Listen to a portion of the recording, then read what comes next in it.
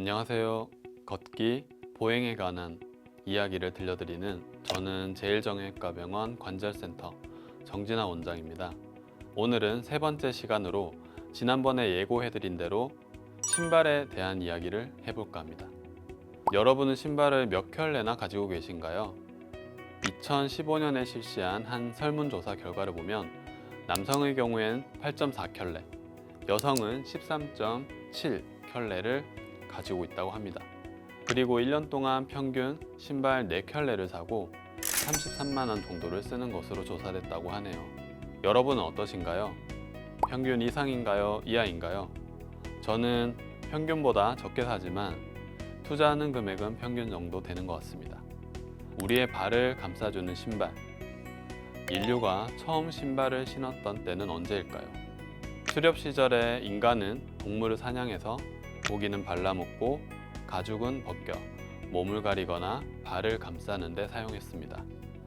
그렇게 만든 신발을 신으면서 사람들은 뜨거운 사막의 모래, 차가운 눈밭, 거친 자갈밭을 두 발로 자유롭게 걸을 수 있게 되었습니다. 그러니까 고대인들에게 신발은 최초의 실용적인 교통수단이라고도 볼 수 있겠네요. 이후 문명이 발달하면서 다양한 형태와 소재의 신발이 등장하게 되는데요. 고대 이집트를 비롯해서 그리스, 로마 시대의 신발은 샌들 모양이 대부분이었습니다. 가죽을 엮어 만든 모양의 샌들, 영화에서 본 적 있으시죠? 지금까지 많이 신는 디자인이기도 하고요. 현존하는 가장 오래된 신발 유적은 2000여 년 전 고대 이집트 무덤에서 발견된 파피루스로 만든 샌들이라고 하네요. 그 후로도 오랫동안 가죽이나 비단, 풀, 나무 같은 천연의 재료들이 신발의 소재로 사용됐다고 합니다. 19세기 들어 합성 고무와 재봉틀이 발명된 것은 신발의 역사에 획기적인 변화였습니다. 고무를 밑창으로 하는 운동화나 구두의 대량 생산이 가능해졌기 때문이죠. 신발의 역사를 살펴보면 아주 특색 있는 신발들을 몇 가지 만날 수 있습니다. 그 중에 하나가 바로 하일입니다. 요즘에는 하일을 여성의 전유물처럼 생각하지만 과거에는 오히려 남성들이 신는 신발이었다고 하네요. 하일의 역사는 고대 이집트까지 올라갑니다. 출토되는 무덤이나 신전의 벽화에 하일이 그려져 있는 모습을 접할 수 있는데요. 본격적으로 하일을 신은 사람은 고대 페르시아의 기병들이었다고 합니다. 말을 탈 때 뒤축이 높은 신발을 신어야만 미끄러지지 않을 수 있었기 때문이라고 합니다. 하이힐을 유행시킨 대표 주자는 바로 그 유명한 프랑스의 태양왕 루이 14세입니다. 키가 작았던 그는 콤플렉스를 극복하기 위해 제왕공에게 자신만을 위한 높은 구두를 주문했는데요. 이때 만든 구두 중에서는 굽이 10cm가 넘는 것도 있었다고 합니다.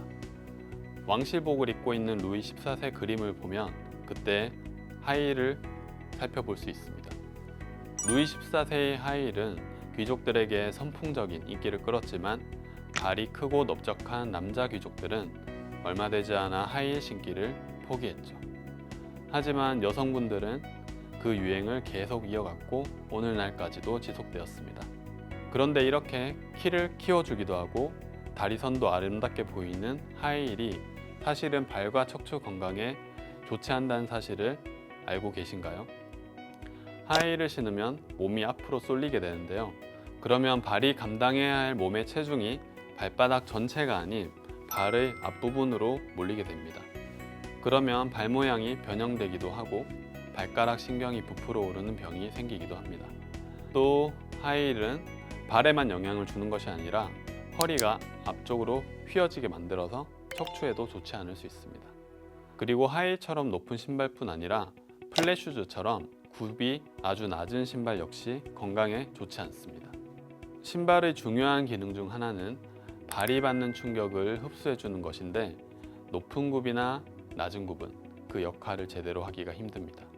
바닥에 착 달라붙은 느낌을 들 정도로 굽이 낮은 플랫슈즈, 특히 바닥이 딱딱한 낮은 신발은 발의 충격이 그대로 전해지면서 발바닥이 손상을 가져올 수 있습니다.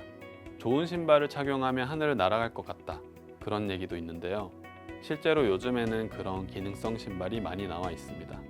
개개인의 발 모양을 실제로 재서 맞춤형으로 제작하기도 하고요. 2019년에 처음으로 마라톤 2시간 벽을 깬 선수가 나왔는데 그 이유가 바로 신발 때문이라는 분석도 있습니다. 바닥에 탄성력이 좋은 소재를 사용해서 뛰는 힘을 크게 높여주는 효과가 있었다고 하네요. 좋은 신발은 어떤 신발일까요? 비교적 발볼이 넓으면 좋고요. 발볼을 너무 압박하는 가죽 재질은 주의하셔야 합니다. 굽이 높지 않은 운동화를 착용하는 것이 발 건강에는 가장 좋습니다. 또 반드시 저녁에 신어보고 사면 좋은데요. 아침보다 저녁의 발의 너비가 2에서 10%, 발의 길이는 5에서 10mm 정도 커지기 때문입니다. 나에게 맞는 적절한 신발을 찾아서 발 건강, 신체 건강을 잘 지키시길 바랍니다. 오늘은 여기까지 하겠습니다. 다음 시간에는 좋은 신발을 신고 어떻게 걸어야 할지 그 이야기로 다시 만나겠습니다.